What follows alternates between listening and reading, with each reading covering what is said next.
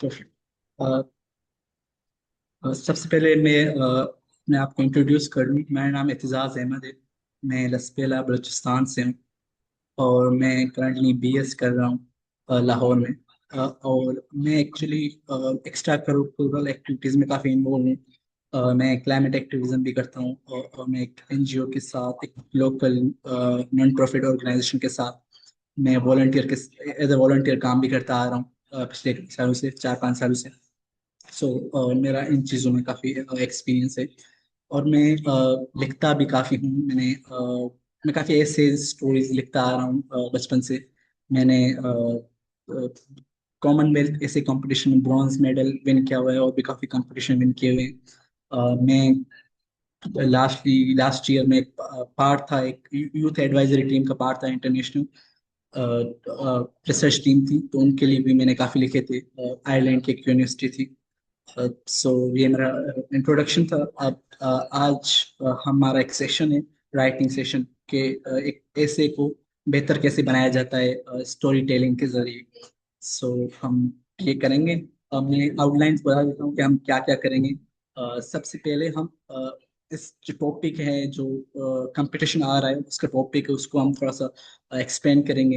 And then हम ऐसे की तरफ जाएंगे, उसके स्ट्रक्चर के बारे में और स्टोरी टेलिंग उसके अंदर उसको थोड़ा सा एंगेजिंग कैसे बनाते हैं इसकी तरफ जाएंगे। और लास्टली जो मैंने एक ऐसे लिखा था लास्ट ईयर, जो मैंने विन किया था कंपटीशन, उसको हम देखेंगे उसमें क्या क्या चीजें हैं जो मैंने पुट की थी उसमें। और वो एक जिसने उस ऐसे को स्टैंड आउट किया किया था और बहुत ही अच्छा बनाया था।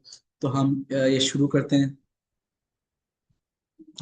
सबसे पहले टॉपिक को जान लेते हैं जो इस साल का टॉपिक है ऐसे कंपटीशन का, writing a letter to Pakistan to 2036।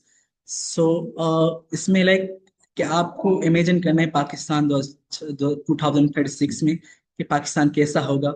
And you have to write a letter kind of ऐसे। इसमें आपको ऐसे लिखना है, क्रिएटिव ऐसे, वो किसी भी तरह का हो सकता है, आप पे डिपेंड करता है।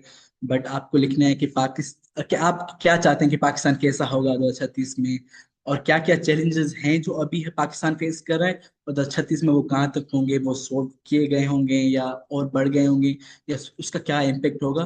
तो ये हमारे एसे का टॉपिक है, उसके ऊपर हम लिखेंगे। इस साल आप लोग लिखेंगे। सो ऐसे कई तरह के होते हैं। वो आप लोगों ने पढ़ा होगा स्कूल्स में भी अपने। सबसे पहला है डिस्क्रिप्टिव ऐसे। इसमें जस्ट फिगर्स एंड फैक्ट वगैरह वो होते हैं, डेटा होता है, डेटा कोड किया गया होता है, वो मोस्टली रिसर्च के लिए यूज किए जाते हैं। कि आपको बस उसमें स्टेटमेंट्स होती हैं, डेटा होती हैं, वो इतना इंगेजिंग नहीं होता, बट वो रिसर्च वगैरह के लिए मोस्टली यूज होता है। और स्टोरी टेलिंग दूसरी है जो हम आज चेक कर ट्राई करेंगे, देखेंगे इसको। और ये काफी एंगेजिंग होता है और मेरा पर्सनली फेवरेट है। उसमें आप अपने रियल एक्सपीरियंसेस शेयर करते हैं स्टोरीज शेयर करते हैं जो आपने देखी हैं। उसमें आप जस्ट स्टेटमेंट नहीं बताते कि फॉर एग्जांपल कि फ्लड आया पाकिस्तान में। आप उसमें अगले बंदे को जो पढ़ रहा होता है उसको इमेजिन करवाते हैं कि मैंने ये देखा कि फ्लड आया और स्कूल गिर गया, इस तरह करके। ये काफी अच्छा होता है। इसको हम आज देखेंगे। और तीसरा होता है रिफ्लेक्ट। उसमें आप अपने पर्सनल थॉट्स और फीलिंग शेयर करते हैं और आपने जो सीखा वही में सारी चीजें होती हैं। अगली स्लाइड्स पे चलते हैं। ओके, सो ऐसे स्ट्रक्चर, ये आपने स्कूल में पढ़ा होगा, उसमें वही इंट्रोडक्शन बॉडी। इसको हम इतना डिटेल में नहीं पढ़ेंगे क्योंकि मेन हमारा वो है नहीं। हम स्टोरी टेलिंग भी करेंगे, तो इसको हम थोड़ा सा ऊपर ऊपर से देख लेते हैं, ओवर भी ले लेते हैं। इसमें ऐसे स्ट्रक्चर है, इसमें मोस्टली आपके इंट्रोडक्शन, बॉडी और कंक्लूजन, ये 3 पार्ट होते हैं ऐसे की। तो इंट्रोडक्शन में आपको एक हुक चाहिए होता है जिससे वो इंगेज रहे रीडर। वो एक क्वेश्चन हो सकता है, जो पहली लाइन होती है इससे, कि वो एक क्वेश्चन हो सकता है, वो एक स्टोरी स्टोरी हो सकती है, वो एक स्टेटमेंट हो सकती है, एक फैक्ट हो सकता है, और एक कोई भी डेटा हो सकता है। और फिर उसमें उसी इंट्रोडक्शन में एक थीसिस स्टेटमेंट होती है, जो एक्चुअली उस इंट्रोडक्शन का, जो पूरे ऐसे का मेन आइडिया एक ही लाइन में बताता है। उसमें आप एक ओपिनियन देते हैं और उसके 4-5 मेन आइडिया होते हैं, वो भी एक ही लाइन में, कि जस्ट ये ऐसे किस बारे में है। वो पूरी लाइन एक पढ़ के ऐसे का आइडिया हो जाता है। और दूसरा मेन बॉडी, उसमें आपके सारे मेन पॉइंट्स आते हैं। और तीसरा कंक्लूजन। आगे चलते हैं। क्रिएटिव राइटिंग, ये इस पूरे सेशन का एक इम्पोर्टेंट और मेन स्लाइड है। इसमें अब जो ऐसे आप लिखते हैं, उसको एंगेजिंग कैसे बनाते हैं, उसको क्रिएटिव वे में कैसे लिखा जाता है, उसको स्टोरी टेलिंग अच्छी से कैसे की जाती है, वो इस चीज में हम डिस्कस करेंगे। सबसे पहले आते हैं पर्सनल एक्सपीरियंस। कि आप ऐसे में आप जैसे ऐसे ये नहीं लिखें, एक स्टेटमेंट ना लिखें कि लेट्स से कि फ्लड एक टॉपिक है हमारा, तो हम ये ना लिखें कि पाकिस्तान में फ्लड आता है, इतने स्कूल्स हर साल तबाह होते हैं, इतने रोड्स ये होते हैं, फ्लड कैसे आता है, उसको रोका नहीं जाता, ये सारी चीजें लिखने में तो ठीक है, लेकिन उतना एंगेजिंग नहीं होता, रीडर इतना मजे से या इतना एंगेज पढ़ नहीं पाता। तो उससे बेहतर कि आप पर्सनल एक्सपीरियंस उसमें ऐड करें फैक्ट स्टेटमेंट के साथ साथ। जैसे कि आपने एक पर्सनल एक्सपीरियंस शेयर किया कि मैं अपने गांव में था और जब फ्लड आया तो मेरे स्कूल की दो दीवारें गिर गई, या मेरे स्कूल जाने का रास्ता खराब हो गया, मैं स्कूल ना जा सका। ये एक इमोशन क्रिएट करता है जो रीडर को आपके साथ एंगेज करता है। इस तरह के पर्सनल एक्सपीरियंस अगर आप ऐसे में यूज करते जाएंगे आखिर तक, तो वो बहुत ही अच्छा ऐसे को बनाता है। और दूसरे इमोशन, आप अपने ऐसे को आप अपने ऐसे के अंदर एक इमोशन ऐड करें। वो सैडनेस भी हो सकती है, वो एंगर भी हो सकता है, वो कुछ भी हो सकता है।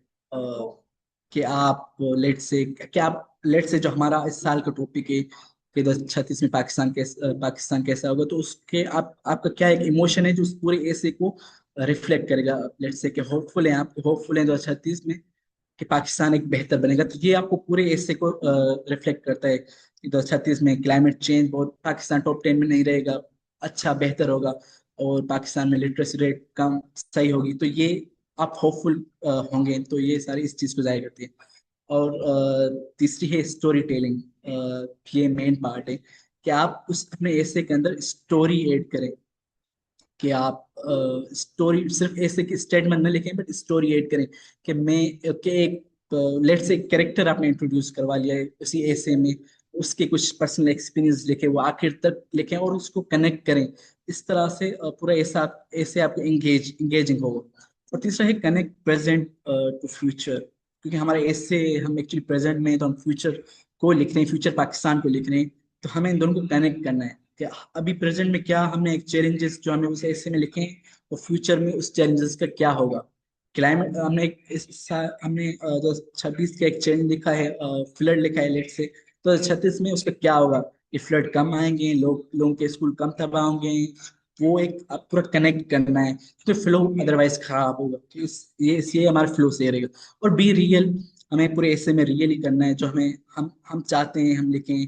कोई ऐसी फैंसी चीज नहीं लिखनी जो हमें इंटरनेट पे मिले या वैसे ही। जो हम सोचते हैं, जो हमारे ख्याल आते हैं, वही हमने लिखने हैं, तो वही पूरे ऐसे को एक अच्छा सा बनाता है। फिर हम नेक्स्ट चलते हैं राइटिंग टिप्स।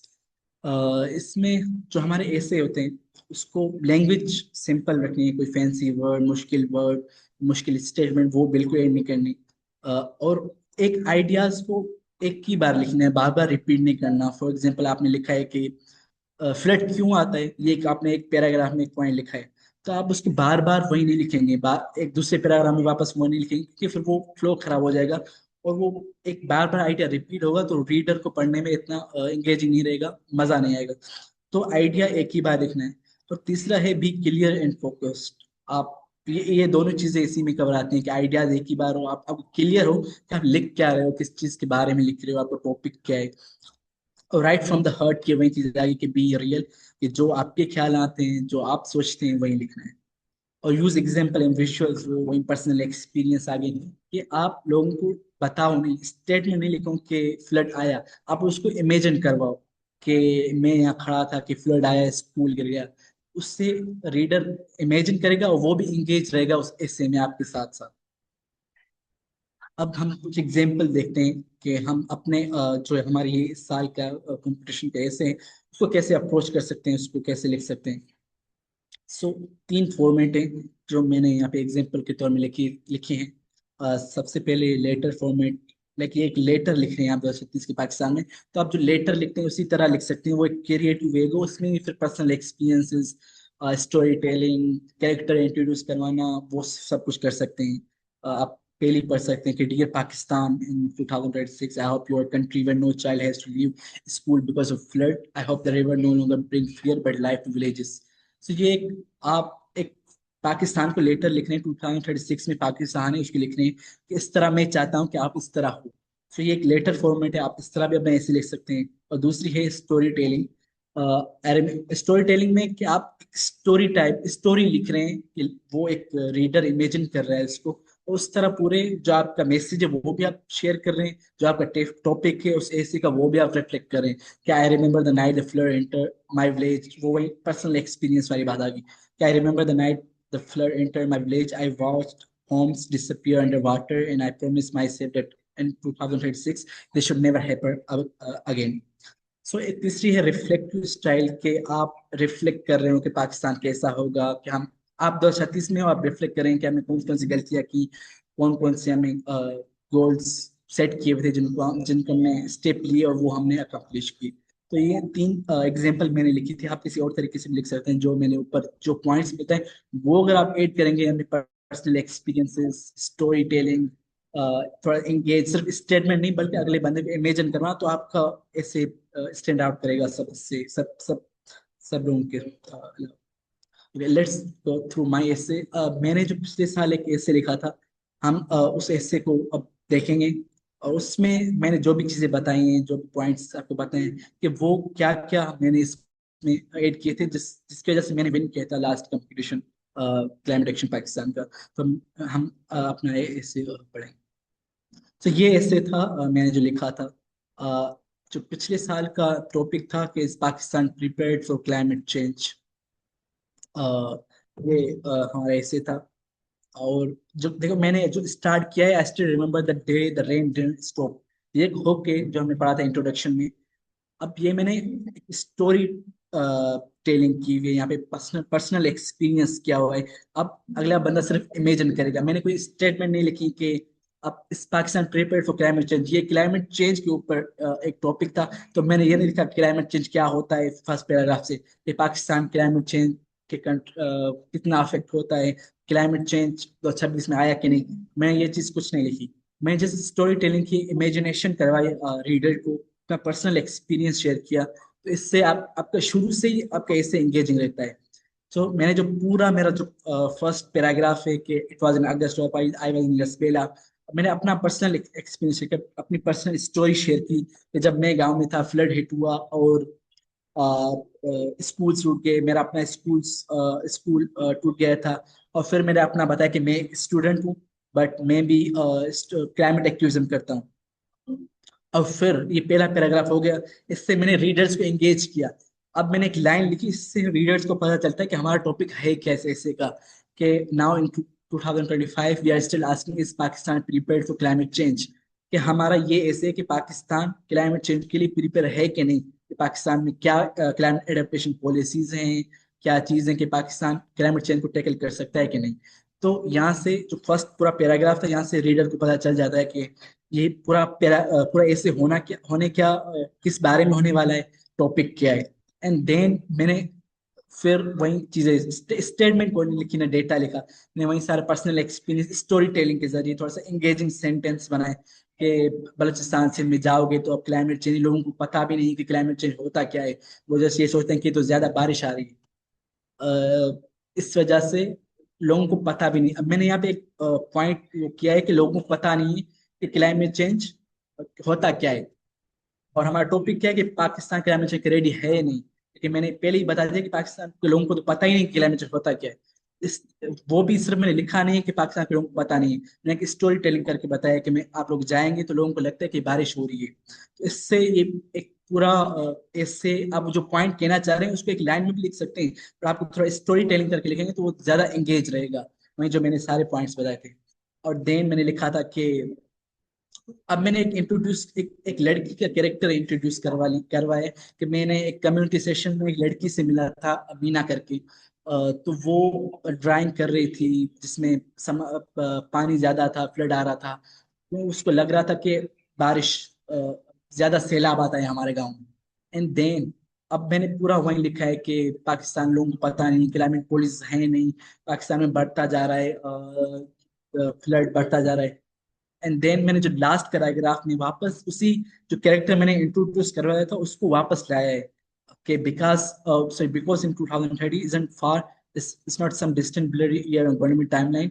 अब मैंने क्या है कि जो नेक्स्ट हीट वेव आएगी उसमें हम देखेंगे कि मीना जो ड्राइंग करती है वो उसमें फ्लड होते हैं कि नहीं होते। ये मैंने जस्ट एक लाइन लिखी, इसका मतलब ये है कि वो अच्छा ड्राइंग करे कि पाकिस्तान, हम देखते हैं, हम होपफुल हैं, मैं एक होपफुल वाला इमोशन जाहिर किया है कि हम देखते हैं कि पाकिस्तान 30 तक सरवाइव करेगा कि नहीं, पाकिस्तान में फ्लड ना हो, ये हम होपफुल हैं कि मीना भी यही चाहती है। मैंने उस कैरेक्टर को वापस लाया है, उससे पूरा एक फ्लो बनाया है। जो स्टार्टिंग था मेरी मेरी एंडिंग थी, उसको मैंने कनेक्ट करवाया। तो इस तरह का ऐसे इस टॉपिक पे, जो इस साल का टॉपिक है, उस पे लिखेंगे तो वो बहुत इंगेजिंग रहेगा। जो मेन पॉइंट्स है वो वही स्टोरी टेलिंग और पर्सनल एक्सपीरियंस है, और चीज बार बार रिपीट नहीं करूँ। और स्टेटमेंट लिखो नहीं, एक लाइन है उसको आप कहना चाहते हैं बट वो आप लिखो नहीं, आप उसको एक पैराग्राफ में एक स्टोरी की तरह लिखें। तो वो आप जो कहना चाहेंगे वो भी डिलीवर हो जाएगा, वो पूरा ऐसे भी इंगेजिंग रहेगा। अ,